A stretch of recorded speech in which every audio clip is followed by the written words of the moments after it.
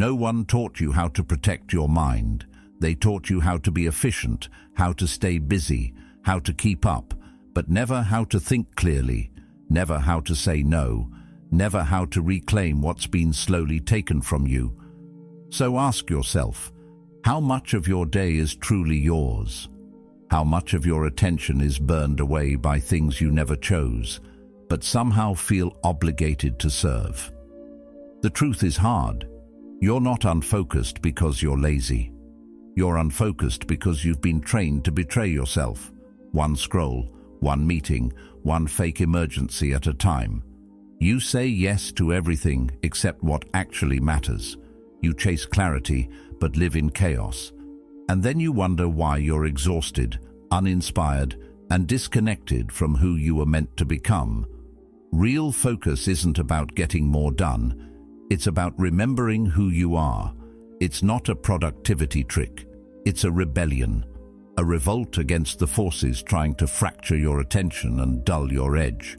If you're ready to stop being shaped by the noise and start becoming the architect of your own mind, you're in the right place.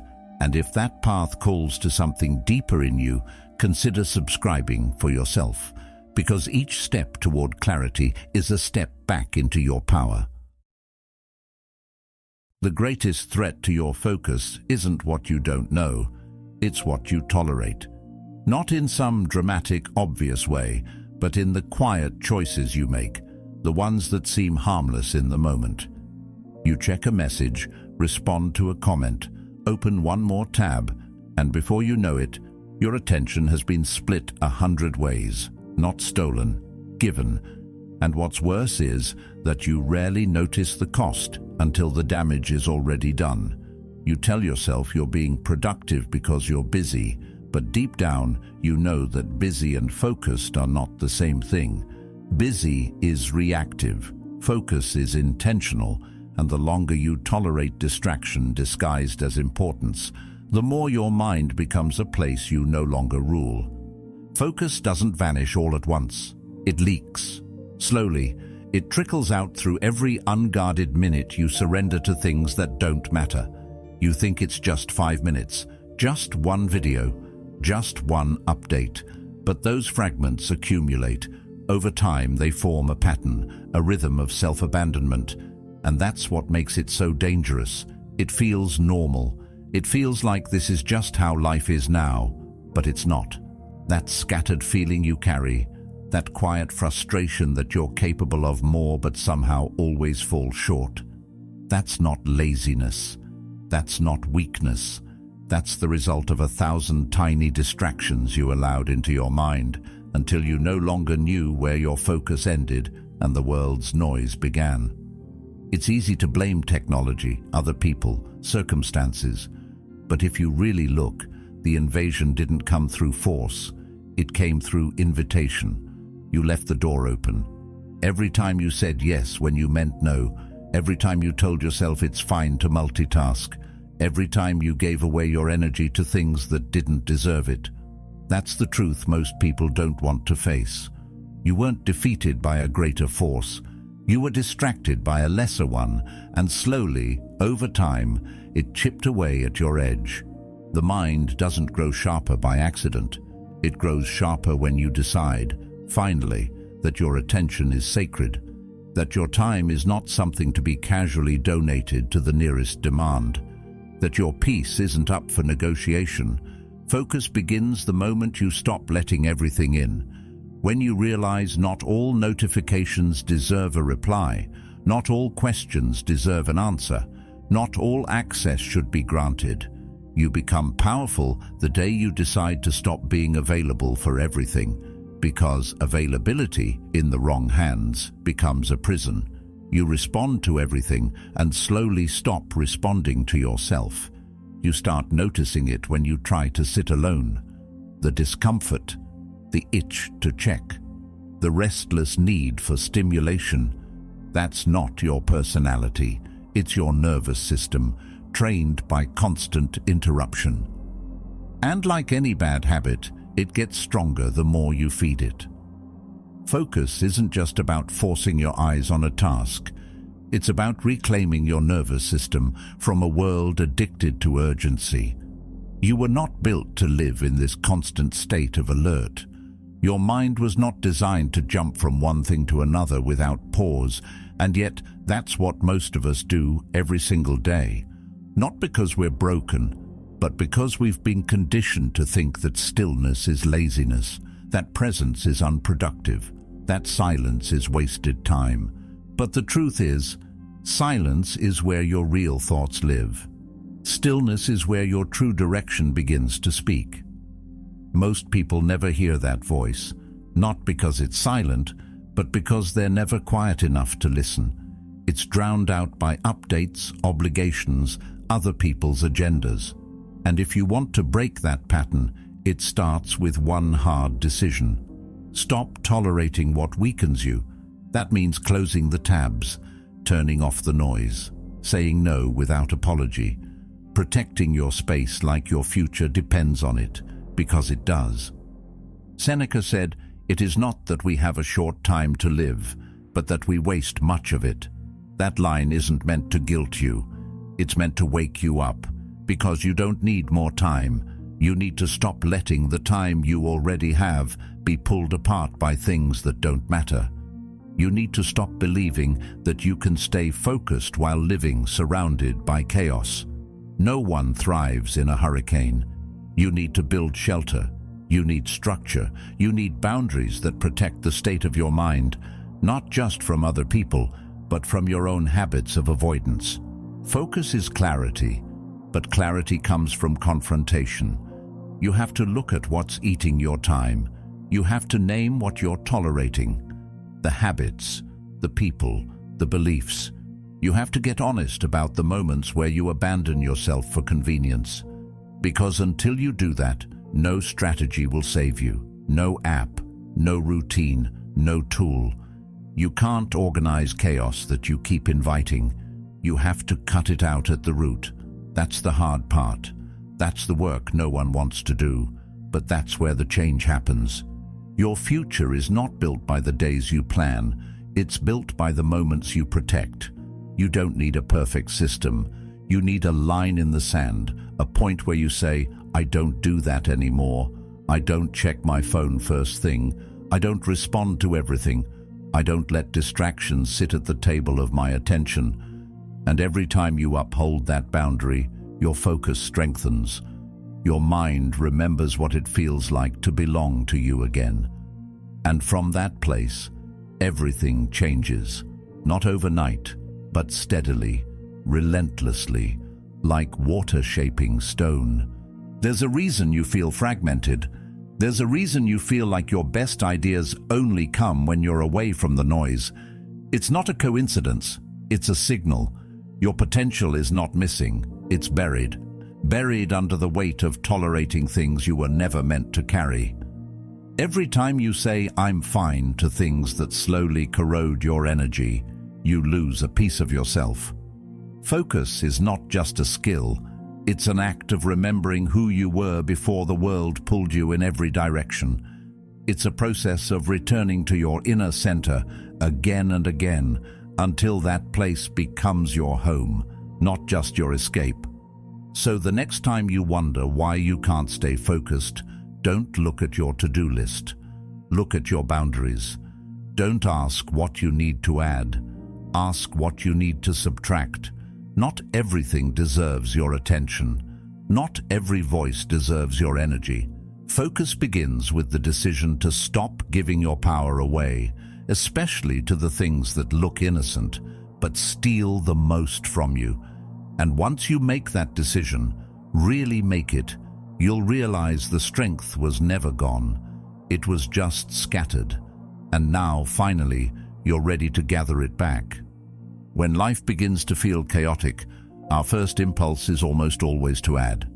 We pile on routines, buy new planners, download the next app that promises organization, and make lists so long they become a source of stress rather than clarity.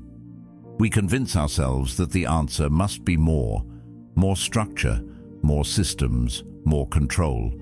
But have you ever stopped to consider that maybe the answer isn't more? Maybe the real breakthrough comes when you begin to remove. When you start looking at your life like a sculptor looks at stone, not trying to build something by stacking pieces on top, but by carving away what doesn't belong. We are told that growth is about accumulation, but that's a lie dressed as ambition. Real focus is not built on excess, it's revealed through reduction. You already have the capacity to be sharp, clear, and deeply present. What's in the way isn't a lack of tools. It's the clutter, the mental weight of every half-finished habit, every unnecessary task, every open-ended commitment you feel guilty about but haven't let go of. That guilt, those mental tabs running in the background, they drain more energy than any single task. It's like trying to sprint with a backpack full of rocks. You can build discipline, but if you never empty the load, you'll always be slower than you could be. Most people don't struggle because they lack drive. They struggle because they lack space. Their mind is a crowded room filled with noise, reminders, and pressure to do it all. So instead of moving forward with clarity, they freeze in place, overwhelmed by what they think they must carry. That's the hidden danger of modern life. We mistake movement for progress, busyness for productivity, and chaos for commitment. But real commitment is clean. It's simple, it's chosen. It doesn't require a dozen open projects to feel valid. In fact, the more serious you are about something, the less room you leave for anything else. We tend to collect goals like souvenirs, motivated in the moment, forgotten over time, and yet each one leaves a trace, a whisper in your mind that reminds you of what you said you'd do but haven't done yet. These silent burdens don't just take up time, they take up presence. They dilute your focus because your attention is split between what matters now and what's still unresolved. You're not scattered because your goals are bad. You're scattered because you're trying to carry too many of them at once. The irony is, we hold on to all of them hoping one will lead to a breakthrough, not realizing the real breakthrough happens the moment we let most of them go. Marcus Aurelius wrote, "If you seek tranquility, do less, or more accurately, do what's essential." That's not advice from a man with too much free time. That's wisdom from someone who carried the weight of an empire and still understood that peace was found not in doing more, but in doing what truly mattered. The truth is, your energy was never meant to be divided endlessly. You were not designed to multitask your way to meaning. You were built for depth.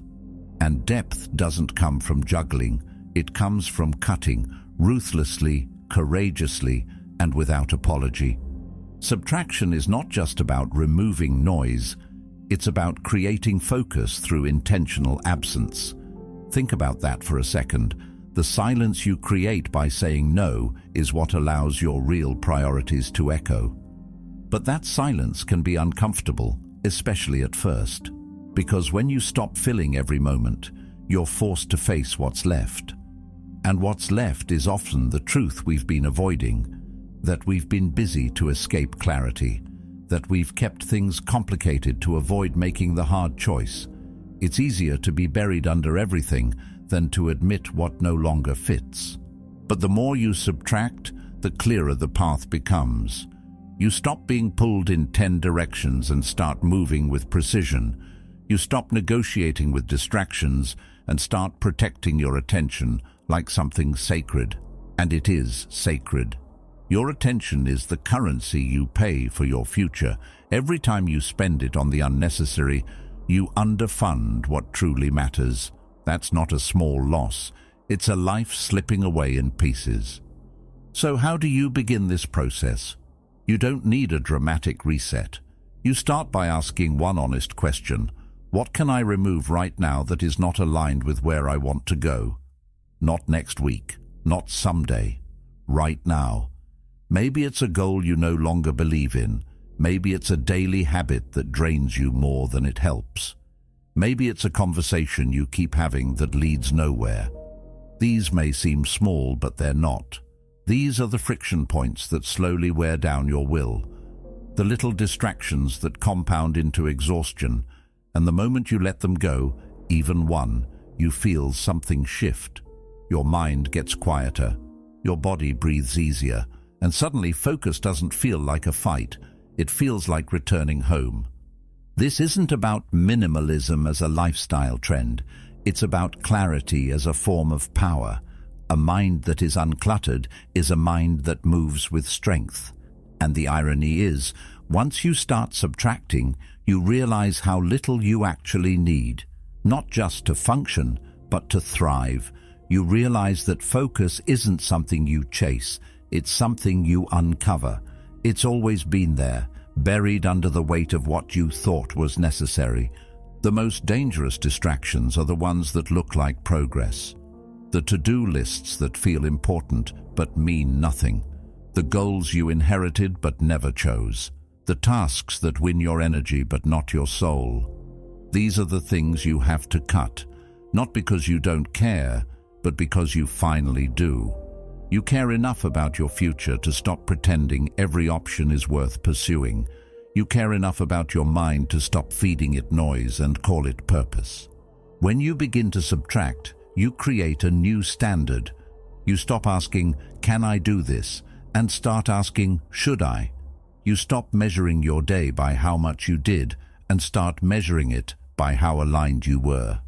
That shift is where real growth begins. Because now your focus is no longer about managing life, it's about mastering it, one clean cut at a time.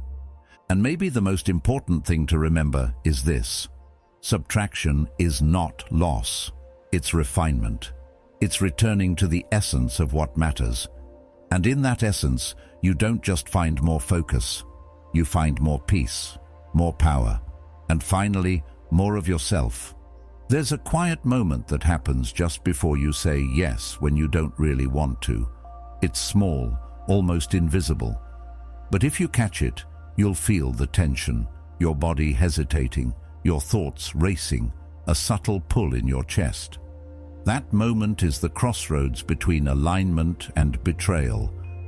Say yes, and you please the world while turning away from yourself.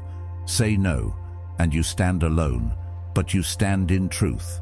And that's the real cost of saying yes too often. You trade clarity for approval, purpose for politeness, and focus for comfort. It feels easier in the moment, but it fragments your energy until your day belongs to everyone but you.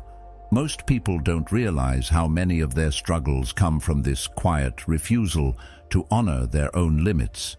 We imagine that strength is always about pushing through, doing more, being available, being helpful. But sometimes the greatest strength is restraint, the decision to protect your space, your time, your peace. Saying no is not an act of rejection, it's an act of self-loyalty. It's a declaration that your energy is finite and sacred, and not everything or everyone deserves access to it. Yet many of us say yes automatically, out of habit, fear, guilt. We're afraid of seeming selfish, afraid of disappointing, afraid of losing connection. But what kind of connection is it if it only survives by you abandoning yourself? When you constantly say yes to things that don't align with who you are or where you're going, you begin to live a life that feels strangely disconnected. You're busy, yet unfulfilled, surrounded, yet unseen. You become everything to everyone and nothing to yourself. That's not generosity, that's erosion. You can't give what you don't have, and when your boundaries are soft, your focus gets blurred. Every yes to something misaligned is a no to the deeper work your life is asking you to do. And that's the trade most people don't see until it's too late. The Stoics understood this deeply. They taught that you cannot live in harmony with yourself while living in conflict with your values. To live with integrity means your choices must reflect your purpose, not someone else's opinion. It means your time must reflect your priorities, not someone else's urgency. And that's where real courage lives, not in being loud or aggressive, but in quietly refusing to betray your own direction, even when it's uncomfortable. Because saying no will make people uncomfortable. It will disappoint. It may confuse others. But you were not born to be understood by everyone. You were born to be deeply aligned with yourself. It's important to remember that saying no isn't about being closed off. It's not about being hard or distant. It's about being honest. It's about trusting that the right people in your life will respect your boundaries, and the wrong ones will reveal themselves the moment you start enforcing them. When you say no from a place of clarity, you're not rejecting others. You're accepting responsibility for your energy. You're choosing depth over distraction, presence over performance. And that's how real focus is built, not in isolation, but in self-trust. Every time you say no to something that isn't right, you strengthen your identity. You train your nervous system to stop defaulting to approval. You begin to reclaim your life in small, powerful ways. Carl Jung once said, "The privilege of a lifetime is to become who you truly are." But you can't become who you truly are if you're constantly living someone else's script. No one will hand you the space to do that. You have to carve it out yourself, one no at a time. We often forget that every yes carries a cost. It's not free. It's a trade. And too often, we don't calculate what we're giving up in the process. You say yes to another meeting, and you say no to your creative time. You say yes to pleasing someone, and you say no to your peace. Over time, those trades shape your reality. You look up one day and wonder why you feel so off course, so tired, so disconnected from what used to matter. It didn't happen all at once. It happened one compromised decision at a time, one no you were too afraid to say. But it's never too late to shift, to pause before you commit, to ask yourself, does this align with who I want to be? Not who they expect me to be, not who I used to be, but who I'm becoming. If the answer is no, then let your response match. Not harshly, not with anger, but with firmness, with grace, with clarity. Because clarity doesn't always feel good, but it always leads somewhere meaningful. Start small. Say no to a call when you need silence. Say no to a plan that drains you. Say no to being the person who always says yes. You don't have to explain. You don't have to justify. No can be complete. It can be kind. It can be freeing. And the more you practice it, the stronger you become, not just in focus, but in identity. You begin to move through life with an energy that says, I know what I value, and I'm no longer willing to betray it for approval. That shift is quiet, but powerful, because once you've tasted the clarity that comes with saying no, you no longer crave the comfort of being liked. You crave the strength of being whole. That's what focus really is. Not a trick, not a tactic, but a pattern of self-loyalty repeated over time. A deep refusal to be pulled in every direction. A firm yes to what matters, and an unapologetic no to what doesn't. Every single time you choose that, you're not just protecting your attention, you're building a life that feels like yours again. The reason most people never find their edge isn't because they lack drive, it's because they try to master too many things at once. They wake up with a to-do list that reads like a declaration of war on every part of their life, and by the end of the day, they've attacked nothing with real force. They've touched everything but changed nothing. That's not strategy. It's exhaustion disguised as effort. True focus demands that you stop scattering your attention and start choosing your battlefield, not 10, 1. Because clarity only arrives when you give your full energy to something that matters, without compromise, without backup plans, without keeping your options open just in case. Growth isn't born in the comfort of variety. It's forged in the fire of commitment. There's a kind of anxiety that follows those who live halfway in everything. It's subtle, but it lingers. They bounce between ideas, projects, people, always moving, never landing. And in that constant movement, they convince themselves they're progressing. But if you never stand still long enough to go deep, you never build anything solid. You skim the surface of your potential and wonder why you still feel empty. The uncomfortable truth is this: you cannot go deep when you're constantly looking sideways. You cannot conquer anything while you're flirting with everything. There is no greatness in divided attention. Aristotle said, "He who has never learned to obey cannot be a good commander." That obedience starts with your own decisions. You want command over your life? Learn to obey the mission you set. Not when it's easy, not when it's fun, but especially when it's dull, difficult, and invisible to everyone else.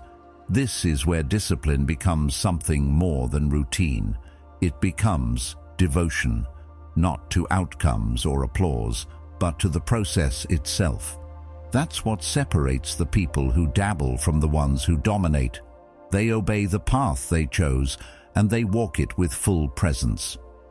Mastery doesn't arrive by accident. It requires full immersion. It asks that you plant both feet in one place and stay long enough for something real to grow. That could be your craft, your physical health, your inner discipline, your business, but it must be one.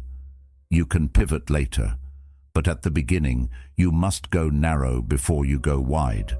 If you're trying to change everything at once, you'll dilute your energy and destroy your momentum. You can't build multiple empires with a single army.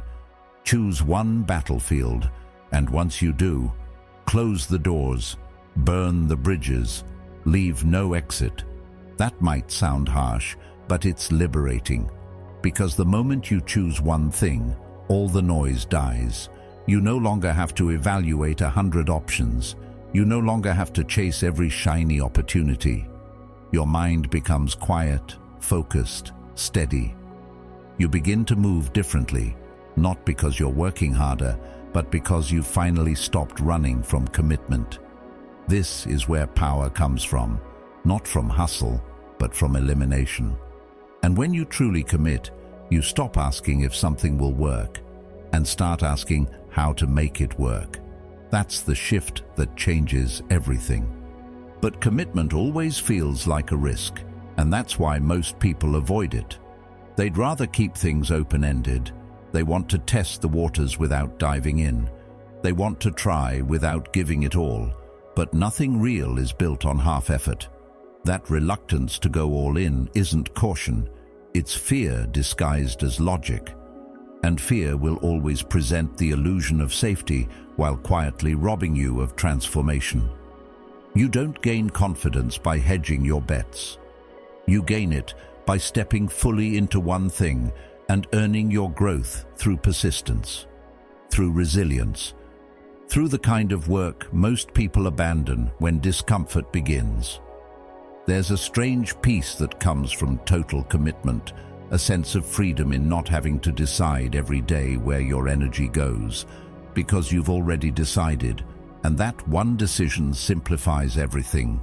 You don't have to wonder what you should do today. You don't need new motivation.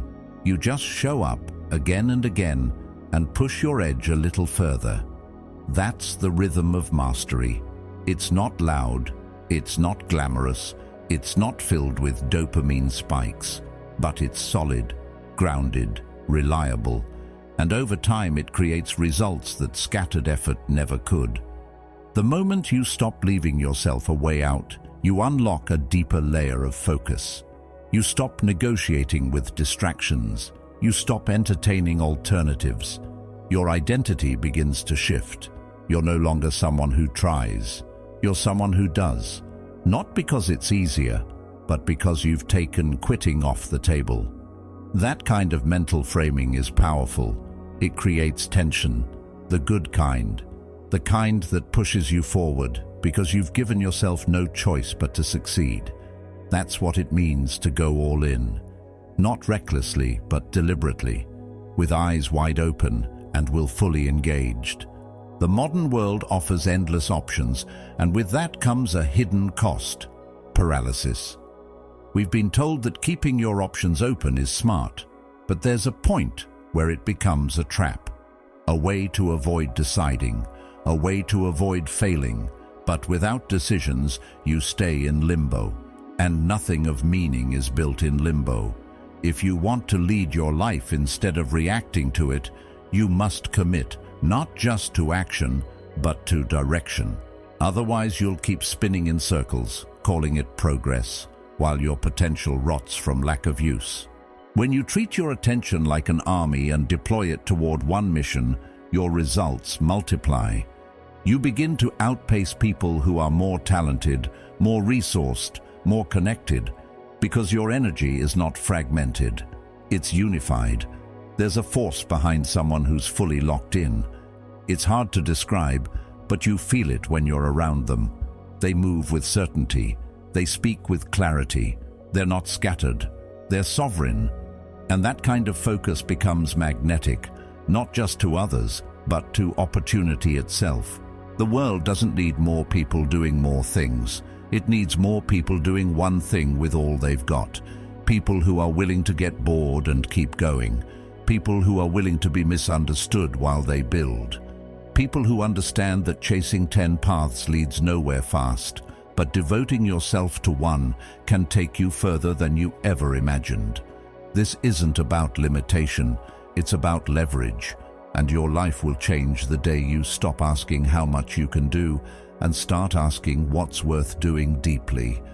That answer is yours alone, but once you find it, defend it, anchor yourself in it, and don't look back. Because focus, at its highest level, is not about willpower, it's about identity. You choose who you are by the battlefield you commit to, and once you make that choice, you don't need motivation, you need presence, you need patience, you need repetition. And over time, that repetition turns effort into instinct, and instinct into power. That's when you know you've chosen the right battlefield. Not when it feels good, but when it begins to shape you. When it calls something out of you that nothing else could. And in that transformation, you discover what most people never will, that mastery isn't a gift you receive. It's a territory you earn, one quiet, focused day at a time. We're told that balance is the goal, that life should feel perfectly even. Not too much work, not too much rest, not too fast, not too slow. Everything in just the right amount. But the truth is, balance, at least the way most people chase it, isn't peace. It's paralysis. It becomes a way to stay safely in the middle, to avoid extremes, to avoid fully committing to anything that might actually demand more of you than you're ready to give. It's not really balance. It's indecision. It's hesitating at every turn because you're afraid that leaning too far in one direction might cost you comfort in another. And that fear, left unchecked, turns into a lifestyle. You start protecting your energy not because you're preserving it, but because you're afraid of exhausting it. You begin to chase routines that promise equilibrium, not excellence. You seek comfort, not growth. And the deeper problem is, this kind of balance seduces you with a false sense of maturity. It makes you feel responsible, measured, smart. But underneath it, there's no real direction, no conviction, no fire. Just a dull rhythm of doing enough to get by, but never enough to break through. The Stoics never worshipped balance the way we do. They aimed for harmony, but not the shallow kind that comes from doing a little of everything. Harmony, for them, came from alignment, living in accordance with your principles. And sometimes that meant choosing discomfort, sacrificing ease, giving more than seemed balanced to something that mattered. That's where the real difference lies. Modern balance is often about not tipping the scale. Stoic harmony is about making sure the scale is weighted toward meaning. You'll notice that most people who talk about balance are stuck. They're tired, but not from effort. They're drained from indecision, from trying to be everywhere at once, from saying yes to everything just a little and no to nothing completely. It's a slow erosion. You lose the edge of your ambition, the sharpness of your goals. Everything starts to feel foggy, like you're alive but not fully awake. And that's the danger, because once you normalize this state of lukewarm commitment, it becomes very hard to break. You lose the muscle of intensity. Intensity is not chaos. It's not recklessness. It's control applied with force. It's knowing what you want and channeling your entire being toward it. And that scares people, because it means letting go of balance. It means letting one thing matter more than others. It means missing out, saying no, disappointing people, risking failure. But if everything matters equally, nothing matters deeply. If you try to spread your focus like butter across toast, you won't have enough substance to change anything.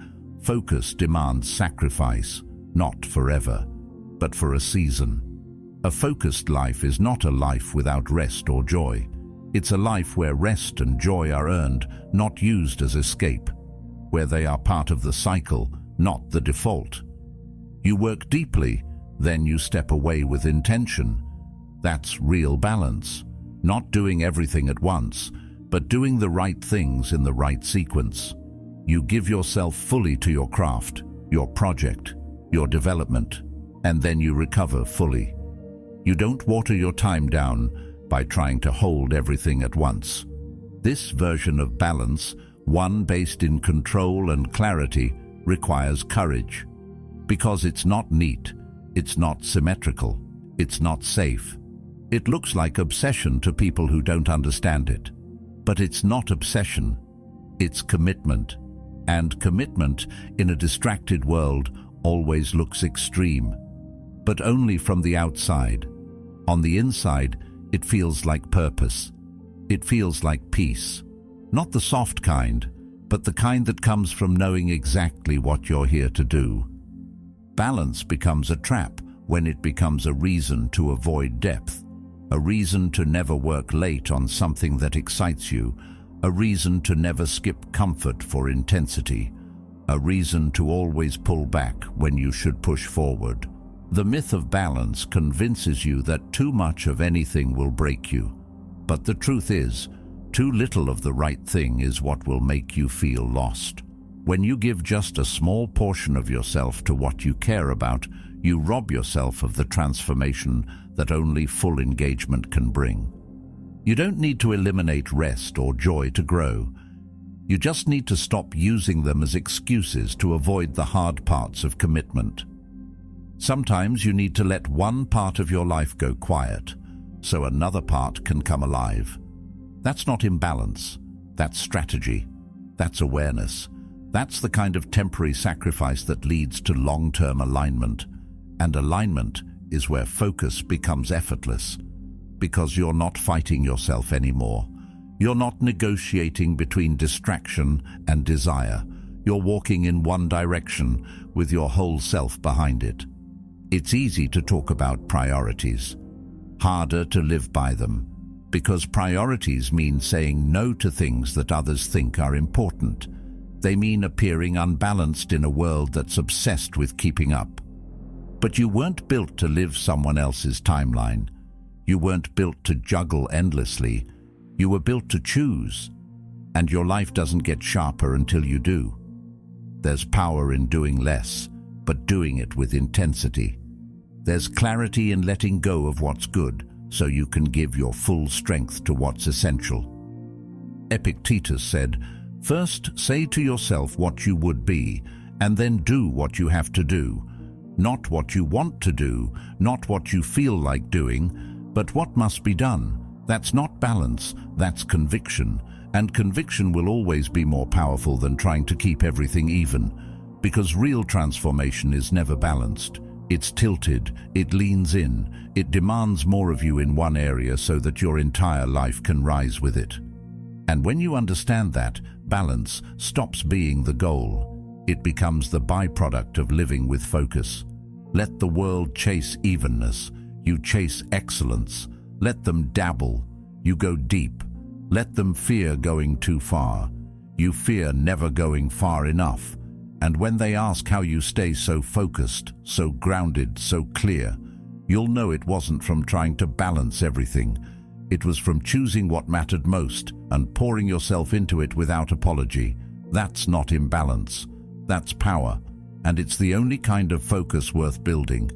Focus isn't how long you stare at a screen. It's not how many hours you sit at a desk or how tightly you structure your day. That's where most people go wrong. They treat focus like a time investment, something that builds value simply by volume. But focus doesn't reward time. It rewards depth.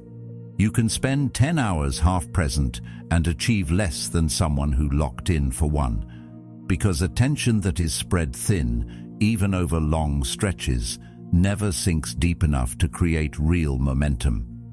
What matters isn't how long you work. It's how deeply you engage, how fully you cut through the noise and disappear into the task at hand, leaving behind the mental clutter and the urge to multitask.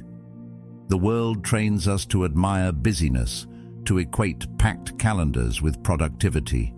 But true productivity isn't frantic, it's focused. It's a quiet, sharp state of mind where your thoughts stop bouncing and begin drilling into something real. The modern brain is overstimulated and undertrained. Constant pings, endless scrolling, fragmented attention. We're taught to move fast, but not to think deeply. And that shallow state of engagement becomes our default. Jumping between tabs, starting without finishing, working without ever arriving fully. The tragedy is that we've confused being active with being effective. Imagine a river flowing wide and shallow. It looks powerful, but it moves slowly. Now imagine that same river forced into a narrow canyon. The same water now cuts through stone. That's the difference between scattered effort and concentrated intensity. One drifts, the other carves. Your mind is the same. When you focus without distractions, without looking over your shoulder every few minutes, you develop the power to break through barriers that once seemed impossible. You don't need more hours. You need more intensity within the hours you already have. But intensity doesn't happen by accident. It's built like a muscle. It takes training to get your brain to go deep. Most people can't focus for more than a few minutes without reaching for their phone, switching windows, or checking something irrelevant. Not because they're lazy, but because they've never practiced intensity. Depth feels foreign to them. It feels unnatural to do one thing, and only one thing, with complete presence. But the more you practice it, the more it becomes your edge. You don't need a perfect environment or a 4-hour block of free time. What you need is the discipline to show up fully, even if it's just for 1 hour. 1 hour of undiluted work can often do what 5 hours of scattered effort cannot. Because when your mind is fully engaged, it sees what it normally misses. It solves problems faster. It creates more original ideas. It connects dots that others overlook. This is the kind of work that feels effortless on the outside, but inside, it's like your whole being is tuned to one frequency. That's what intensity feels like. Not forceful, but precise. The problem is, most people want intensity without discomfort. But the truth is, you have to pass through discomfort to access real depth. The first 20 minutes of focused work often feel heavy, slow, even boring. That's your mind resisting the shift from shallow to deep. It's detoxing from dopamine. It's adjusting from reacting to creating. But if you can sit through that, if you can hold your attention steady instead of seeking escape, you'll feel something click. Your thoughts start to settle. Your distractions quiet down. You enter a rhythm that can't be reached by staying on the surface. Carl Jung once said, "In all chaos, there is a cosmos. In all disorder, a secret order. That's the gift of intensity. It reveals the hidden structure beneath the noise. It shows you what your scattered mind could never notice. That's why focused people seem wise beyond their years. Not because they know more, but because they see more. They have clarity not from consuming more information, but from removing everything that isn't relevant in the moment. They think deeper because they slow down long enough to hear the quiet truths the rest of the world drowns out. The illusion of time keeps people trapped. They believe that if they just had a longer day, a better schedule, more room to breathe, they'd finally focus. But the truth is, they don't need more time. They need better use of the time they already waste. Waiting for the perfect moment to concentrate is like waiting for silence in a city. It rarely comes. You don't focus because it's convenient. You focus because you've decided that presence matters more than comfort. That intention matters more than routine. And that depth, real depth, is worth the initial resistance. You train intensity by giving your full attention to small windows of time, 30 minutes, 1 hour. But within that time, you remove all escape routes, no checking messages, no background noise, no mental tabs left open, just full immersion. And in that immersion, you'll feel the difference. You'll feel what most people never experience. Your mind sharpening, your thoughts aligning, your ideas building on each other instead of scattering. That's how breakthroughs happen, not by brute force, but by sustained depth. The reason this matters so much is because your most important work, the kind that moves your life forward, cannot be done from the surface. It cannot be built from distraction. Whether it's writing, building, learning, or creating, none of it can grow in shallow soil. You need to go beneath the surface, and that requires focus that cuts, not just focus that lingers. When you live in a distracted state, everything feels difficult and progress feels random. But when you live with intention, your path begins to form under your feet. Not all at once, but one deep session at a time. Intensity is a decision. It's choosing to be here, fully, unapologetically, when your mind wants to run. It's choosing to engage instead of skim, to build instead of bounce. That decision, repeated daily, will do more for your life than any time management system ever could, because you'll stop measuring your days by hours and start measuring them by impact. You'll stop counting how long you worked and start noticing how much you changed, how much progress you actually made when you finally stopped being half present in everything. So don't aim for longer days. Aim for deeper ones. Don't try to squeeze more into your time. Try to show up more fully to the time you already have. Even 1 hour of real intensity can reshape your direction. Even one focused moment can shift the entire tone of your day. You don't need more time to become who you're meant to be. You just need to start using the time you've already been given, with depth, with clarity, with presence. That's focus, and that's how transformation begins. Focus isn't something you stumble into. It's not a mood or a tool you can pick up when it's convenient. It's something you train, not just through repetition, but through awareness. And the first step to awareness is observation, without judgment, without flinching. Most people lose focus and never ask why. They just blame the task, the timing, the environment, or even themselves, and move on.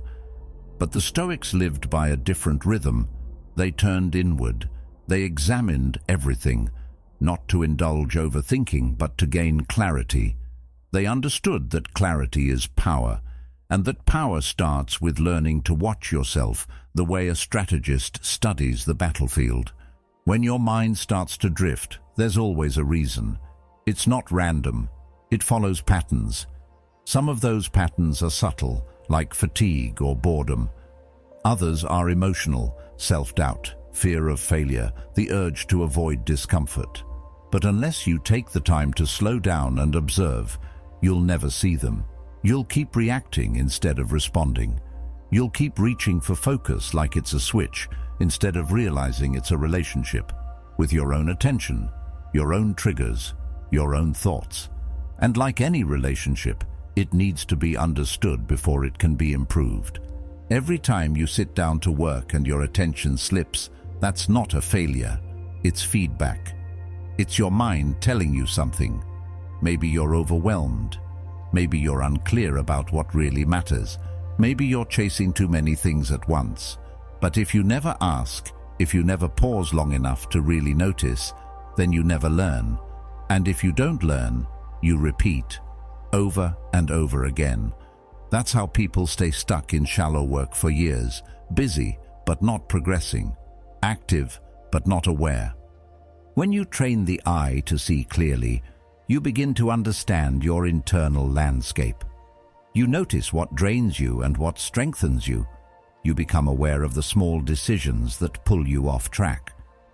That moment when you glance at your phone, that moment when your thoughts drift to something unrelated, that moment when you postpone the hard part of the task and justify it with "just for now." These are the moments that shape your focus more than any routine or planner ever could. Because this is where power is lost or preserved, not in the big decisions, but in the tiny ones you make when no one's watching. Training the mind begins with noticing the nature of your distractions. Are they physical, emotional? Are they rooted in fear or in habit? Do they show up when you're uncertain or when you're about to do something meaningful? The answers are different for everyone, but the discipline is the same. You must become a student of your own attention, not just forcing it into place, but understanding why it slips. Because the more you understand that, the more you can stop treating focus like a task and start treating it like a skill. Skills require feedback. Athletes watch tape. Musicians listen to recordings, and those who seek focus must study themselves with the same level of intention. You don't grow by pushing harder, you grow by becoming more precise. Carl Jung said, "Until you make the unconscious conscious, it will direct your life and you will call it fate." This is just as true for focus. If you don't know why your mind drifts, you'll start to believe that you're just not the focused type. But that's not true. You're just untrained, unaware. And once you bring awareness to it, everything starts to change. The act of watching yourself isn't glamorous. It's not dramatic. It's quiet. It's subtle. It happens in moments of silence when you ask yourself, why did I just check my phone? What emotion triggered that distraction? Was I avoiding something difficult? Or was I just tired? These are small questions, but they reveal large truths. Because every distraction you fall into is connected to something deeper. And the more you understand that connection, the more power you have to interrupt it, not with willpower, but with wisdom. Wisdom builds with repetition. The more you observe your patterns, the more clearly you begin to see the traps before they pull you in. You notice the time of day when your energy dips. You recognize the thoughts that trigger avoidance. You catch the small lies you tell yourself when you don't want to face discomfort. And slowly, your mind becomes a place you can navigate, rather than a place that runs you in circles. That's what training really means, not perfection, but progress. Not total control, but increasing clarity. Most people never get there because they skip this step. They want discipline without awareness. They want focus without introspection. But discipline without self-understanding turns into rigidity. You can force yourself into focus for a while. You can use pressure, guilt, shame, but it won't last. Because deep focus doesn't come from pressure, it comes from presence, from knowing yourself so well that you can guide your attention like a tool, from trusting that when your focus slips, you'll know how to bring it back, because you understand why it left. This kind of awareness creates a foundation that can't be shaken by circumstance. You no longer need perfect conditions to focus. You don't need silence or motivation. You just need to see clearly. Because once you understand your mind, you can work with it, not against it. You can stop the spiral before it begins. You can make adjustments instead of judgments. And in that space, real focus becomes natural. Not because life got easier, but because you became more aware. This is not a one-time lesson. It's a way of living. The Stoics practiced it daily. They believed that a life unexamined was a life wasted, that your ability to see yourself clearly was more valuable than any external success. Because clarity isn't just about productivity, it's about peace. It's about walking through your day without being pulled in 100 directions. It's about knowing, with confidence, where your energy is going and why. And that kind of knowing only comes from watching, not once, but often, quietly, with patience. Train the eye, train the mind. Watch your patterns not to shame them, but to understand them. Not to fix everything in a day, but to stop walking blindly through habits that keep you small, because once you see clearly, you can move deliberately. You can reclaim the moments where you used to check out. You can rebuild trust with your own attention. And when you do that, when you stop giving away your power unconsciously, you don't just become more focused, you become more free. There's a reason silence feels uncomfortable in today's world. We've been conditioned to fill every moment with noise. If we're not talking, we're texting. If we're not scrolling, we're listening to something. The background hum never stops. It follows us from morning to night. Notifications, group chats, calls, headlines, opinions. It's a constant flood of attention demands. And over time, that flood erodes the very thing we need most: stillness. Because in silence, something rare happens. Your thoughts start to surface. Your emotions become clearer. You hear yourself again. But the modern world doesn't want that. It wants you distracted, reacting, endlessly plugged in. And without even realizing it, most people comply. We think being available is a strength, that replying fast makes us dependable, that being reachable means we're responsible. But what it really means is that your boundaries are paper thin, that anyone can access your attention at any time. And once your attention is always up for grabs, your mind never rests. It never fully anchors to the work in front of you, the moment you're in, or the thoughts trying to form beneath the surface. Focus doesn't die all at once. It fades each time you allow yourself to be pulled into someone else's urgency. Each time you trade solitude for stimulation and depth for noise. The truth is, silence is not a luxury. It's a weapon. It's what keeps your mind sharp in a world that constantly tries to dull it.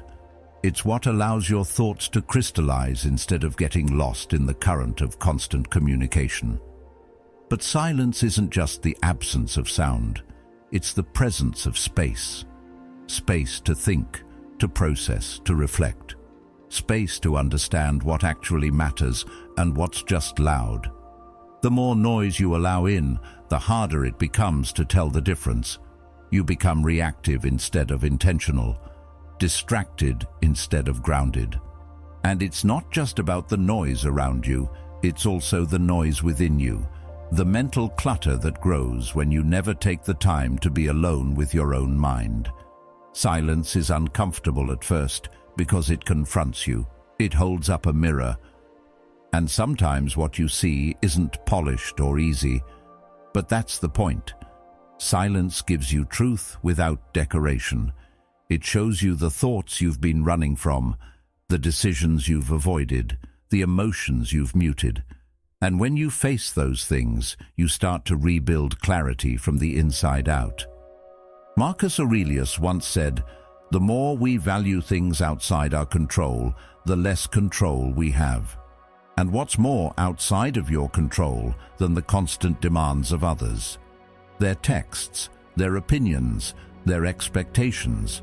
The moment you allow every voice to enter, you lose the strength to listen to your own.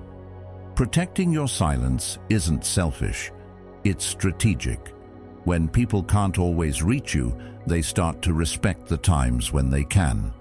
When you step back from the noise, your presence gains weight. You stop blending into the background of distraction. You become intentional, deliberate, focused. And yet, most people fear silence, not because it's boring, but because it's unfamiliar. We've trained ourselves to seek stimulation at every turn. A few seconds of waiting becomes a reason to grab the phone. A quiet evening feels like a void to be filled. But in truth, those quiet moments are the foundation of focus. They're where ideas are born, where your mind reorders itself, where you connect dots that would never appear in the middle of chaos. Silence is where you notice what's been out of alignment. It's where you feel your instincts more clearly. That instinct to slow down, to pivot, to recommit. It doesn't shout, it whispers. And if you're too loud, you'll miss it. The most focused people aren't those who do the most. They're the ones who guard their time, their energy, their peace. They're not in every group chat. They don't comment on every post. They're not always reachable. And yet when they speak, people listen. When they act, people notice. Because their presence hasn't been diluted, their words haven't been wasted, and their silence has made their focus stronger. That kind of strength doesn't come from discipline alone. It comes from space, from knowing that not everything deserves a response. Not every sound deserves your attention. You don't have to disappear completely, but you do need moments where you step away from the current. Even 30 minutes of silence a day can sharpen your focus more than hours of noisy work. A walk without headphones, a morning without notifications, an evening with no replies. These small rituals are where your mind resets, where you remember that not all urgency is real and not all noise is meaningful. The world will always try to pull you back in, but every time you say no to the noise, you say yes to your clarity.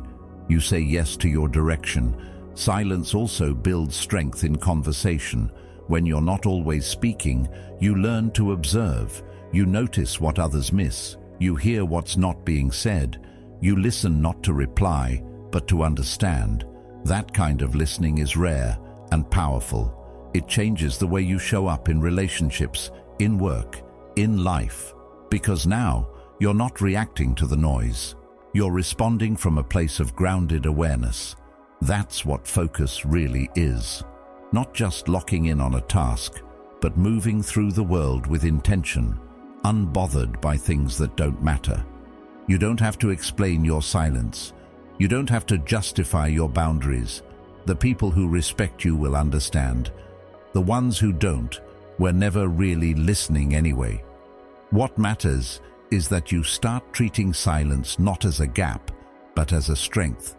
Not as an absence, but as a foundation. A mind trained in silence becomes unshakable, because it no longer depends on the world for direction. It listens inward. It moves with clarity. And that kind of mind doesn't chase focus. It becomes focus. Focus is not a mood that appears when the timing is perfect. It's not a feeling you wait for. It's not something that visits you randomly and then disappears without warning. Focus is summoned. It's built, cultivated, sharpened. And just like any warrior preparing for battle, you must approach it with intention. You don't stumble into deep work by accident. You arrive there by design, by creating rituals that tell your mind, your body, and your environment. Now, we begin. There's something ancient about this. Throughout history, warriors and artists alike have understood the power of ritual, not because rituals are magical, but because they're psychological. They mark the shift from ordinary to extraordinary, from the casual to the committed. A ritual doesn't need to be complicated, it just needs to be consistent. Maybe it's as simple as opening a specific notebook, sitting in one chair, brewing tea in silence, playing one specific soundtrack that signals your transition from the outside world to your inner command center. These rituals aren't habits, they're triggers. They don't just organize your time, they prime your state. They give structure to your intention and stability to your mind. Most people try to focus in a state of mental chaos. They go from a flurry of messages and notifications into tasks that demand depth. No buffer, no transition, just immediate expectation. And then they wonder why they can't stay engaged, why they feel restless, why the work feels harder than it should. It's because the mind doesn't switch gears instantly. The nervous system doesn't obey the clock. It obeys patterns, and rituals are those patterns. They train your brain to associate specific actions with specific outcomes. Over time, the ritual becomes the door, and your mind learns to walk through it. There's something powerful that happens when your brain knows what's coming. When it senses the pattern, the cues, the rhythm, it stops fighting. It stops scanning for distractions. It locks in, not because you forced it, but because you prepared it. You created the conditions for it to work with you, not against you. That's the difference between chasing focus and creating it. One is reactive, the other is deliberate. But the deeper benefit of ritual is what it protects you from. It protects you from indecision, from hesitation, from the friction that builds when you have to convince yourself to start.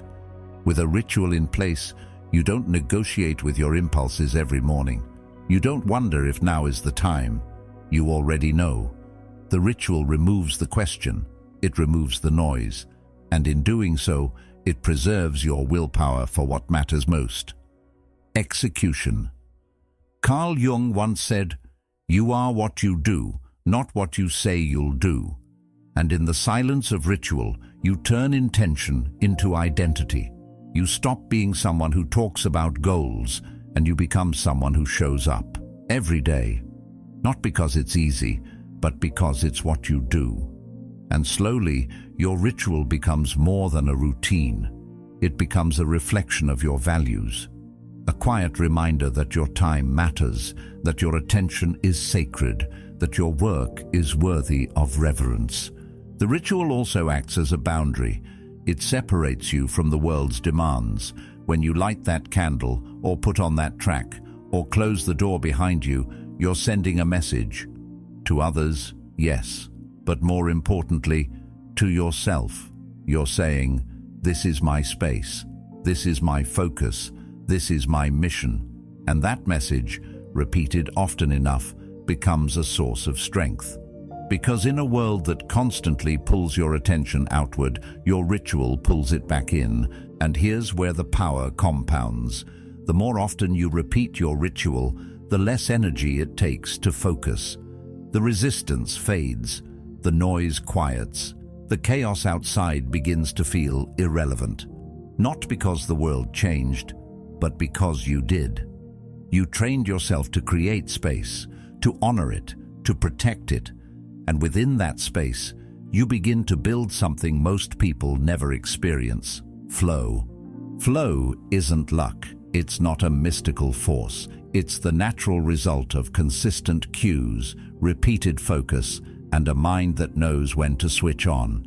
And rituals are the switch. They turn your ordinary environment into a sacred one. They turn the everyday into something sharpened, elevated, precise. That's why rituals matter. They don't just help you start, they help you transform. But don't confuse ritual with rigidity. This isn't about making your day robotic. It's about making your focus reliable. You can adapt, you can evolve. What matters is not what the ritual looks like, it's what it represents. It represents discipline, commitment, respect for your time. Even if it's 5 minutes of silence before the work begins. Even if it's closing all your tabs except one. Even if it's placing your phone in another room. These small acts are not small. They're declarations. They are you saying, "I'm not here to be scattered. I'm here to build something real. And that kind of presence is rare. Most people are constantly shifting, physically in one place, mentally in 10. But with ritual, you anchor yourself. You come back to one place, one task, one moment, and you stay there. Not forever, just long enough for something meaningful to happen, long enough for the noise to fall away, long enough for your best ideas to rise. There's no shortcut to deep work, no hack for long-term mastery, but there is a rhythm, a pattern, a way to step into your best self again and again without needing to be in the perfect mood. Ritual gives you that rhythm. It becomes the steady beat beneath your progress. And when everything else feels uncertain, when motivation fades, when clarity blurs, when life gets messy, your ritual stays, waiting for you, ready to bring you back. So build it, shape it, refine it, and then protect it with everything you have. Because once you have a ritual that summons focus, you no longer fear distraction. You no longer hope for inspiration. You show up and you go to war, calmly, quietly, powerfully, one focused session at a time. The mind is not naturally built for stillness or structure. Left on its own, it leans toward comfort, toward routine, toward whatever feels easiest in the moment. It avoids friction, it looks for shortcuts, and in that ease, we lose our edge. Not because we're incapable, but because we've never trained ourselves to thrive under pressure. We mistake calm for growth and confuse convenience with mastery. But comfort is deceptive. It flatters the ego while starving the will. It whispers that you're doing enough, even as your deeper potential sits untouched, waiting to be tested by something more demanding. This is why most people stay the same, not because they lack ambition, but because they protect themselves from the very conditions that would force them to rise. Pressure feels uncomfortable, and so we label it as bad. But in truth, pressure is where focus is born. It's the spark that wakes the dormant parts of us, the mental tension that pushes clarity into the foreground. You don't become sharp by doing what's easy. You become sharp by doing what's necessary, even when it stretches you, even when it forces you to move faster, think clearer, and show up with more presence than you thought you had. There's a difference between fake pressure and chosen pressure. Fake pressure is the endless noise we absorb from the outside world. Other people's expectations, comparisons, imagined judgments. That kind of pressure drains you because it's reactive. But chosen pressure is different. It's when you raise the stakes on purpose, when you make a commitment that scares you just enough to take it seriously, when you give yourself something to lose, something that forces you to focus. And that's the kind of pressure that sharpens, that strengthens, that reveals the version of you who no longer has time to doubt. Set a deadline that's too tight. Say it out loud. Put your name behind it. Let other people know what you're aiming for, not because their validation matters, but because now your reputation's on the line, and your brain knows it. Suddenly, you stop browsing. You stop waiting for the perfect conditions. You act. You adapt. You make decisions faster because indecision is no longer an option. That's the beauty of pressure. It forces you to stop perfecting and start progressing. It removes the cushion and replaces it with urgency. When you have nothing to prove, you can afford to delay. But when there's a target in sight, when there's a cost to missing it, your energy reorganizes. You stop giving attention to things that don't matter. You become more deliberate, more economical with your time. That's when your mind starts working with precision, not because you suddenly became smarter, but because pressure gave your thoughts a single direction. That's how you collapse time, not by working longer, but by working harder in less time because you have no choice. Seneca said, "It is difficulties that show what men are." And difficulty is exactly what most people avoid. They seek balance, not challenge. They seek control, not confrontation. But pressure is a kind of confrontation, with yourself, with your excuses, with your comfort zone. It's not there to break you. It's there to show you what you've been hiding from. The moment you choose to step into pressure instead of running from it, you become someone else, someone more capable, more focused, more alive. But pressure alone isn't enough. It must be connected to something meaningful, not just arbitrary deadlines, but commitments that align with your deeper mission. Otherwise, it becomes stress without purpose. The goal isn't to live in a constant state of tension. The goal is to use pressure as a lever, to move what you've been too afraid to lift, to get you to act on what you already know matters but haven't made real. This isn't about burnout. It's about controlled fire. You don't let it consume you. You channel it. And when you do, something changes. You begin to crave that edge. Not the chaos, but the clarity that pressure brings. You learn that you're not fragile. You learn that you can take a hit and keep moving, that you can feel the fear and still choose action. And the more you do it, the more you trust yourself under tension. That trust is what most people never build, because they never put themselves in situations that demand it. They live in soft conditions and wonder why their confidence is brittle. You grow confidence the same way you grow muscle, by putting resistance on it. You build belief by surviving situations you once thought would break you. And pressure is how you create those situations on purpose. You don't wait for life to test you. You test yourself. You raise your own standard. You create challenges before the world creates them for you. That's where focus multiplies, when it's not a nice idea, but a necessary response to the standards you've chosen. Pressure also does something subtle but important. It reveals what doesn't matter. When you're under pressure, you have less time for fluff. You don't indulge in overthinking. You don't drift into meaningless conversations. You focus on results. And in that moment, your priorities reorganize themselves. The non-essential falls away. What you're left with is a mind sharpened by urgency and refined by constraint. You stop being someone who hopes to stay focused, and you become someone who has no option but to be.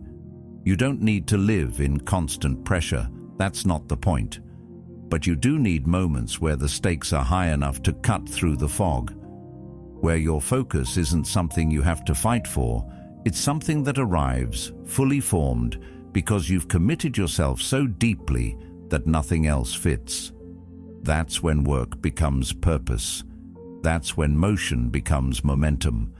That's when you stop avoiding growth and start accelerating into it. Pressure is not the enemy. It's the forge. It's what reveals the parts of you that are still untested, the strength you haven't accessed yet, the discipline you haven't had to rely on until now. And once you see what you're capable of under pressure, you stop fearing it. You start using it, not as a burden, but as fuel. Because the difference between a distracted life and a focused one isn't always intelligence or planning. Sometimes it's simply this: one person chose comfort, the other chose pressure. And from that choice came a different level of clarity, a different kind of focus, one forged, not found. People are surrounded by noise but rarely touched by truth. Every day the volume rises: notifications, messages, small talk, opinions, updates. It's constant. And somewhere in that endless stream of sound, the most important voice gets drowned out: your own. We don't lose clarity because we're broken. We lose it because we've given too much of our attention to everything except ourselves. Solitude in a world addicted to distraction isn't just rare, it's radical. It's where your real voice, the one buried beneath expectations and noise, finally starts to rise. But most people fear solitude, not because they're too busy, but because they're afraid of what will surface when the distractions disappear. When there's no one to impress, nothing left to chase, and nowhere to run mentally, what's left is you. And if that version of you has been neglected, ignored, or misunderstood, then sitting alone feels unbearable. So we run, we keep scrolling, keep talking, keep reacting, anything to avoid being still enough to actually hear what's inside. But the paradox is this: the very thing we avoid is the very thing we need. Solitude doesn't isolate you. It reunites you with the part of yourself that's been calling out all along. Clarity doesn't come from the outside world. It comes from space. Space to think, to feel, to examine. Without space, everything blends together. Your goals, your fears, your habits, your values. You start mistaking motion for meaning, noise for purpose. But when you create room, when you step back, when you sit with silence, you begin to notice what's real. You start to hear that faint inner signal that says, "This isn't you," or "You've been drifting." That's the signal you've been waiting for, and it only emerges when the volume around you goes down. Carl Jung once said, "Who looks outside dreams, who looks inside awakes." And that awakening isn't always poetic. Sometimes it's uncomfortable. You realize how much time you've spent chasing the wrong things. You realize how often you've betrayed your own instincts for approval. You see clearly the distance between who you are and who you could be. But in that discomfort is power. That voice, once it's no longer buried under 1,000 influences, begins to guide you. It doesn't shout. It doesn't force. It simply reminds you of what's essential. And when that voice grows stronger, distractions start to look different. They lose their appeal. Because now you've reconnected with something deeper, your direction. Solitude isn't the absence of connection. It's the foundation of all meaningful connection. When you know yourself, you no longer chase relationships out of emptiness. You no longer shapeshift to fit in. You engage with the world from a place of clarity. You say yes with intention and no without guilt. You don't just move, you move with direction. And that kind of focus can't be faked. It can't be taught in a course or hacked with an app. It comes from knowing who you are beneath the noise, and you can only find that version of you when you're finally alone. There's a kind of peace that emerges when you sit in silence long enough to stop resisting it. Your thoughts slow down. The endless internal commentary fades, and what's left is not some grand revelation, but a quiet presence, a groundedness, a realization that you don't need to constantly chase something to feel valuable, that who you are when the world is quiet is already enough. From that place, focus becomes natural. It stops being a technique and becomes a state, a default. Because your attention is no longer being stolen, it's being guarded, protected by the clarity that only solitude can give. Some of the most powerful people in history built their lives around solitude, not to isolate themselves from the world, but to sharpen their mind before returning to it. They understood that silence isn't a weakness, it's a weapon. It strips away illusion. It forces you to confront what's real. And in that confrontation, you stop reacting to life and start designing it. You stop being pulled in 1,000 directions and start walking one path deliberately. That's what solitude gives you. Not just space, but strength. The problem is, we wait for solitude to find us. We think it will happen naturally when things slow down, when the to-do list is shorter, when life is less chaotic. But that moment rarely comes. So instead, we have to create it.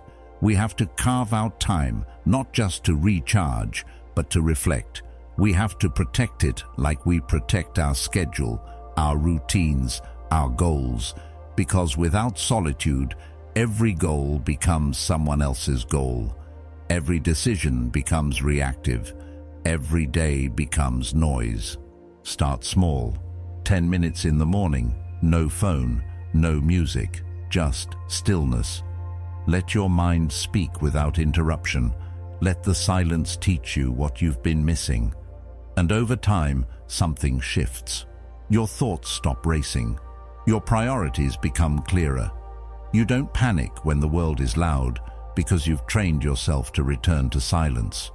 You don't feel lost in uncertainty because you've already faced yourself in the quiet. That's where your focus is built, not in the storm, but in the stillness before it. This is what most people never understand. They think more input equals more clarity, but real clarity comes from subtraction, from stepping away, from letting your own voice rise above the noise. Because once you hear that voice, truly hear it, you realize it's been speaking all along. It was just waiting for you to listen. And once you do, your life starts to change. Not all at once, not dramatically, but gradually, consistently, with direction. You say no to things that used to pull you in. You stop apologizing for needing space. You move slower, but with more force. Because now, every step is backed by something real. Not just reaction, but intention. Not just noise, but depth. And that's how you build a life that's not just focused, but aligned. Solitude is not a retreat from life. It's a return to yourself, a way to wake up, not just from distraction, but from disconnection. And when you wake up, truly, you don't just live differently. You lead yourself differently. You create from a place of inner strength. You respond with purpose. And you become the kind of person whose focus is no longer fragile, but forged, in silence, in stillness, in truth. Most of the battles we fight aren't visible. They're quiet. They happen in the spaces no one else can see, in the decisions you delay, in the doubts you entertain, in the small daily negotiations with your lesser self. It's easy to look outside and blame the chaos of the world for your lack of focus. The notifications, the news, the responsibilities. But what if the real enemy doesn't knock on your door? It lives inside your mind. It whispers when you hesitate. It nods when you choose comfort over effort. And it celebrates every time you postpone your potential. The Stoics understood this clearly. They weren't fixated on controlling the external world because they knew that the true war was internal. Seneca once wrote, "We suffer more often in imagination than in reality." And he was right. We imagine rejection before we try. We picture failure before we act. We replay past wounds as if reliving them gives us power. But in reality, all it does is drain our strength. That's the trick your inner enemy plays. It disguises passivity as safety, and you don't even realize you're losing ground until the cost shows up in your results, in your confidence, in your quiet regret. Focus isn't just about avoiding distractions. It's about defending your inner space. Because what you think, you begin to feel. And what you feel, you start to act on. Every time you let doubt lead, even just a little, it takes up more room. It becomes familiar. It starts to feel like truth. But doubt isn't truth. It's a shadow cast by a moment of fear.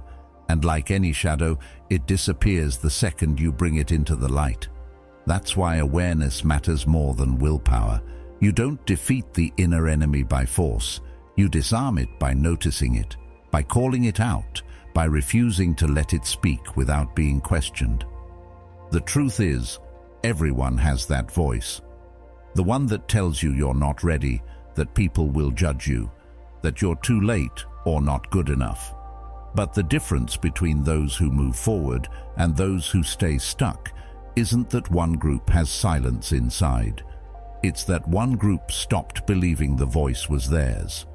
They learned to separate their deeper self from the noise, to hear that fear rise and still choose to act. Not recklessly, not carelessly, but intentionally, with discipline. And discipline isn't just about structure or control. It's not only about waking up early or checking boxes. True discipline is about devotion to your higher self. It's about staying loyal to the version of you that wants to grow, even when your habits, your emotions, and your impulses pull in the opposite direction. It's about protecting the flame, not just against storms from the outside, but against the wind you create inside your own mind. Every day you're either feeding the voice that lifts you or the one that keeps you small. There is no neutral ground. Every choice is a vote. Every delay is a quiet agreement with fear. Every excuse is a subtle nod to your limitations, and these accumulate, not dramatically, but gradually, until one day the gap between who you are and who you could have been feels too wide to cross. That's why you have to catch it early. Catch the thought before it becomes a belief. Catch the hesitation before it becomes a pattern. Catch the envy before it poisons your self-worth. And it's not about being perfect. It's about being present enough to notice what's happening inside. Most people live on autopilot. Their thoughts direct them, their feelings control them, and they wonder why they can't focus, why they can't commit, why their lives feel like static. But the truth is, they've never taken the time to question who's behind the wheel. They've never trained themselves to lead from within. And if you don't lead yourself, your inner enemies will. That's where real focus begins. Not with a clean desk, but with a clear conscience. Not with a new productivity app, but with the courage to face yourself. Because until you deal with the internal clutter, external order won't matter. You'll keep rebuilding the same walls with different bricks. But when you choose to confront what's happening inside, when you stop entertaining the thoughts that shrink you, you stop surviving and start creating. Guarding your inner world is a lifelong practice. It's not a switch. It's a relationship you develop with your own mind. Some days you'll catch the fear early. Other days it'll slip past you. But the point isn't perfection. The point is awareness. You learn to hear the voice and recognize it for what it is. Not a prophecy, just a habit. Not a warning, just a whisper from a smaller version of you that hasn't evolved. And the more you recognize it, the less power it holds. Your mind is your kingdom, and like any kingdom, it must be defended, not with aggression, but with attention. You don't win by locking yourself away. You win by sharpening your inner guard, by knowing what thoughts belong and which ones don't, by choosing, moment by moment, which voice to feed. And over time, something changes. The doubt doesn't vanish, but it speaks less often. The fear doesn't disappear, but it loses its grip.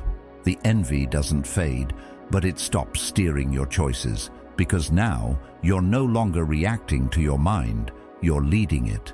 And that's what separates the focused from the scattered. The focused don't have perfect environments or silent minds. They've just learned how to navigate the noise, how to guard against the rebellion within, how to stay loyal to clarity when chaos tries to sneak in.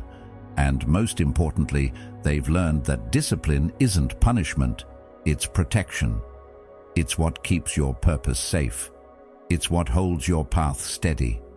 And it's what silences the part of you that always tries to pull you back.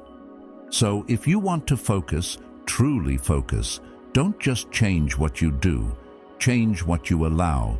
Stop letting fear rent space in your mind. Stop letting hesitation make decisions.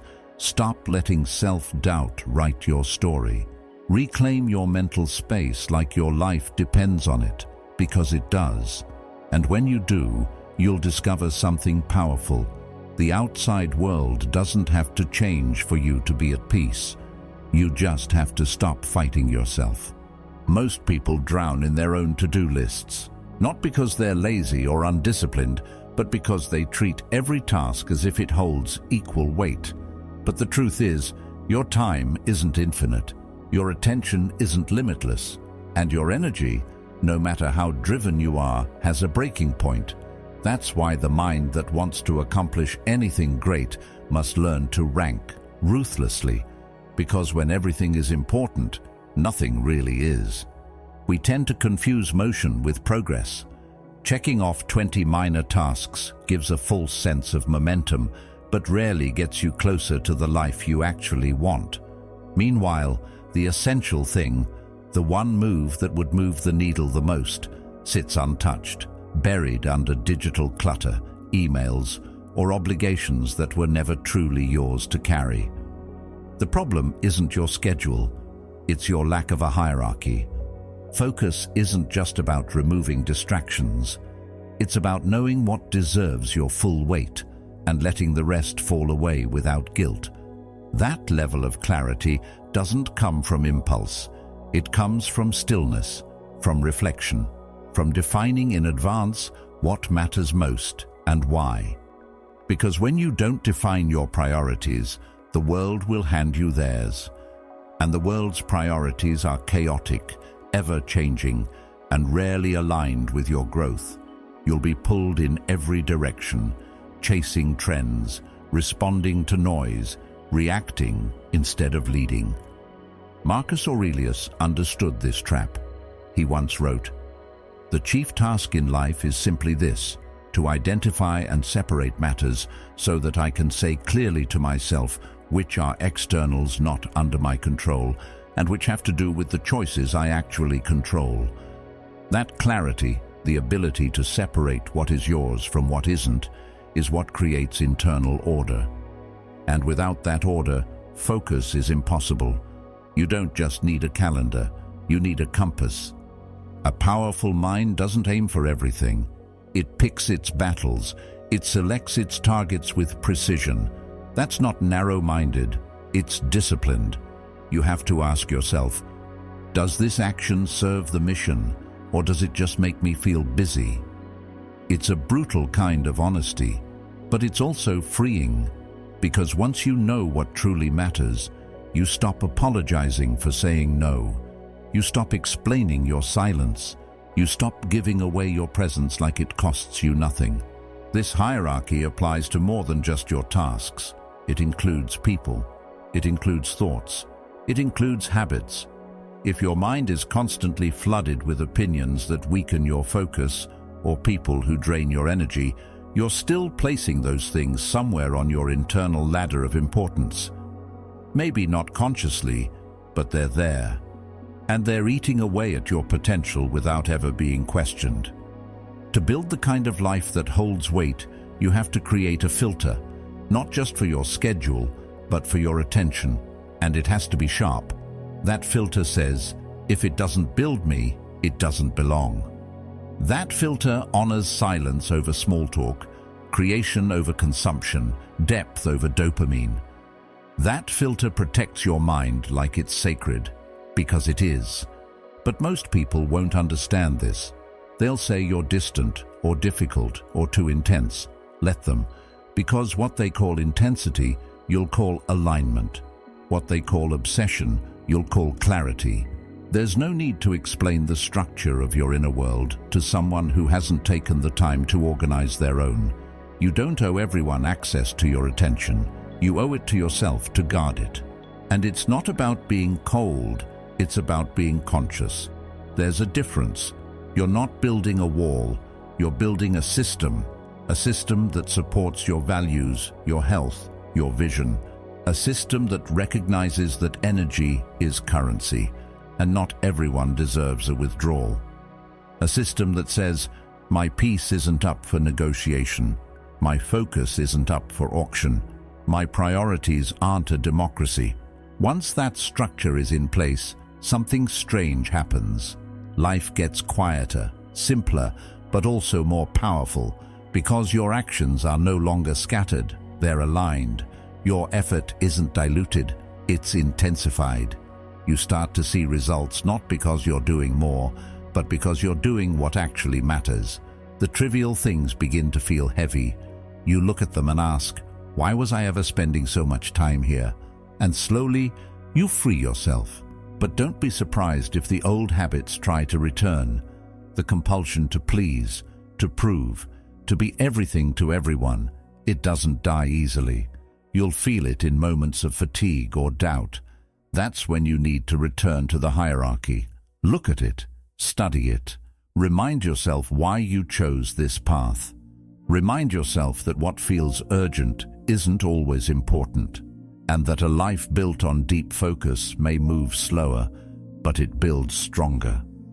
Carl Jung once said that your vision will become clear only when you look into your own heart. Who looks outside dreams. Who looks inside awakes. That awakening doesn't come from chasing every opportunity. It comes from narrowing your field of vision until only the essential remains, from separating what looks impressive from what is actually effective, from choosing depth over distraction. In the end, the sharpest minds aren't the ones that hold the most information. They're the ones that know exactly what to ignore, the ones that protect their time like a fortress, the ones that treat their mind like sacred ground. And when your priorities are aligned, your life becomes proof of that alignment. You don't have to announce it. You embody it. You live it. And in that space, your focus isn't forced. It's inevitable. Most people live in constant motion, not purposeful movement, but mental noise disguised as productivity. The moment they sit still, their hands twitch toward a screen. Their eyes search for something to scroll. Their minds, unused to silence, begin to panic, as if stillness is a signal of falling behind. But the mind was never designed for this kind of perpetual input. It was designed for depth, for clarity, for reflection, and those only emerge when everything else falls quiet. We often confuse stillness with passivity, as if sitting in silence is unproductive. But the truth is, stillness is one of the most disciplined states you can enter, because it goes against every modern instinct. In stillness, you face the parts of yourself you've been avoiding, the insecurities you've distracted yourself from, the questions you've buried beneath routines, deadlines, and distractions. And sitting through that discomfort, without fleeing, is where a stronger mind is built. There's something ancient about it, a kind of inner forge that's been used by warriors, monks, thinkers for thousands of years. They all knew what most people forget today, that silence isn't empty, it's full of signals, and only the still mind can hear them. What you notice when you're not being pulled in 1,000 directions reveals who you really are. Without the noise, you don't just hear your thoughts, you confront them. You see how fast they drift, how quickly they react, how addicted they are to stimulation. And in that realization, you get a choice, to keep running or to begin training. Because that's what stillness is, a form of mental weightlifting. Every second you resist the urge to react, to check, to consume, you're strengthening your attention span. And attention is everything. It's the raw material of creativity, of learning, of mastery. If you can't command it, you're always scattered. But if you can direct it at will, you become unstoppable. Epictetus once said, "No man is free who is not master of himself." And mastery doesn't begin in the spotlight. It begins in solitude, in the quiet discipline of noticing your own mind before it's hijacked by the world. It starts when you treat boredom not as a problem, but as a test. Because the average mind runs from boredom. It opens a new tab, scrolls a feed, finds anything to avoid the silence. But the powerful mind, it leans in. It knows that if you can sit through that initial discomfort, something deeper will surface. There's a subtle strength that comes from this, a sense of inner gravity. While others are pulled by every notification, every trend, every crisis, they remain centered. Stillness teaches you that presence doesn't require stimulation, that clarity doesn't come from input, but from space. You start to see more with less, think sharper with fewer thoughts. And when it's time to act, you do so from a place of inner alignment, not reactivity. This doesn't mean retreating from life. It means entering it more consciously. The person who practices stillness isn't avoiding the world. They're preparing to engage with it more effectively. Just like a blade must be sharpened before battle, your mind must be honed before it's thrown into chaos. Stillness becomes the whetstone, not the absence of action, but the refinement of it. But stillness takes commitment. It won't reward you instantly. In the beginning, it feels frustrating, pointless. You'll wonder if you're wasting time. That's part of the training. You're not just building focus. You're learning to detach from the need to be constantly entertained. You're building tolerance for quiet, and that tolerance is rare, because in a world that equates silence with weakness, the person who can sit alone, think clearly, and feel calm becomes dangerous. Not in a violent sense, but in an unshakable one. And this strength seeps into everything. In conversations, you become a better listener. In conflict, you pause instead of explode. In decision-making, you wait for insight rather than rushing into reaction. That kind of discipline doesn't show up in motivational quotes. It's not loud, but it's felt. It's the kind of energy that says, I don't need to chase noise to prove I'm alive. It's the posture of someone who knows who they are without having to constantly prove it. Eventually, you begin to crave it, not as an escape, but as a foundation. You carve out time for it the same way a musician tunes their instrument, because you've learned that without it, you're scattered, reactive, foggy. But with it, everything sharpens. You start your day not with chaos, but with clarity. You face challenges not with panic, but with poise. Stillness becomes your edge. Carl Jung spoke of the unconscious mind as something that reveals itself when we're quiet enough to listen. And he was right. Stillness pulls back the curtain. It shows you the roots of your behaviors, your fears, your desires. And instead of being controlled by them, you begin to understand them.